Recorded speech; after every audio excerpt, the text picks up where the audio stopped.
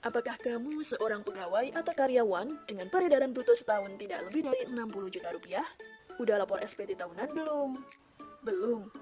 Itu tandanya kamu harus tonton video ini. Selamat datang di Tax 101, serial edukasi perpajakan Tax Center PK Instan. Kemarin, Min TC sudah kasih tutorial lapor SPT tahunan untuk pegawai dengan penghasilan bruto setahun lebih dari 60 juta rupiah.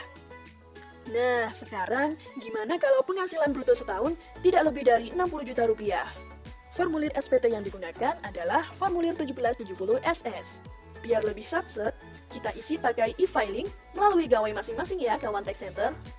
Sama seperti tutorial sebelumnya, pastikan dulu ya kawan Tax Center sudah mempunyai akun DJP online dan gak lupa passwordnya.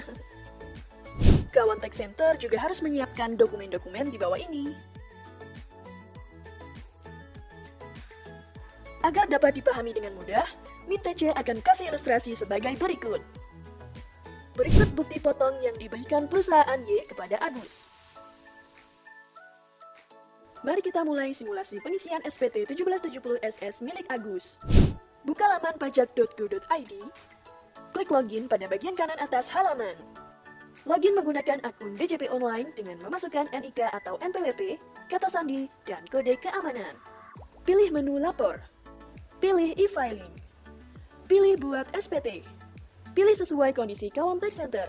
Di sini, Min TC akan isi sesuai dengan ilustrasi Agus. Karena pekerjaan Agus adalah pegawai, maka pilih tidak. Karena Agus belum menikah, maka pilih tidak. Karena penghasilan Agus kurang dari 60 juta rupiah, maka pilih ya. Klik SPT 1770 SS. Pilih tahun pajak dan status SPT yang akan dilaporkan. Klik selanjutnya. Isi bagian A, penghasilan bruto dalam negeri sehubungan dengan pekerjaan dan penghasilan neto dalam negeri sesuai dengan bukti potong. Isi pengurangan sesuai dengan bukti potong. Isi penghasilan tidak kena pajak sesuai dengan status PTKP pada 1 Januari tahun pajak yang dilaporkan atau sesuaikan dengan bukti potong.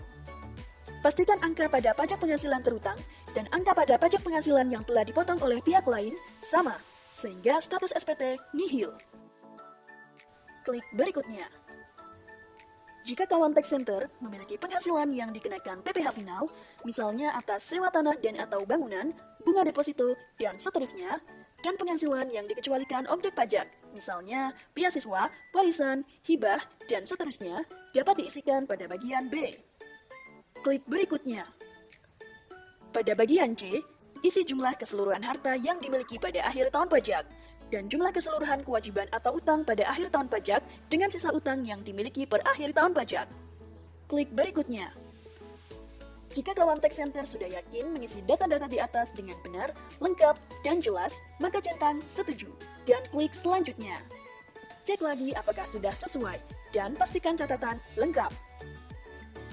Ambil kode verifikasi dengan klik tombol kuning di sini. Kawan Tax Center bisa memilih by email atau by SMS. Klik OK dan periksa email masuk dari Direktorat Jenderal Pajak pada email kawan Tax Center. Isikan kode tersebut pada kolom masukkan kode verifikasi dan klik kirim SPT. Bukti penerimaan elektronik akan masuk ke email dan pelaporan SPT tahunan telah selesai. Yeay! Cukup dengan gawai, kamu bisa lapor SPT dengan mudah, kapan saja, dan di mana saja. Yuk, tunggu apa lagi? Laporkan SPT tahunanmu dengan e-filing.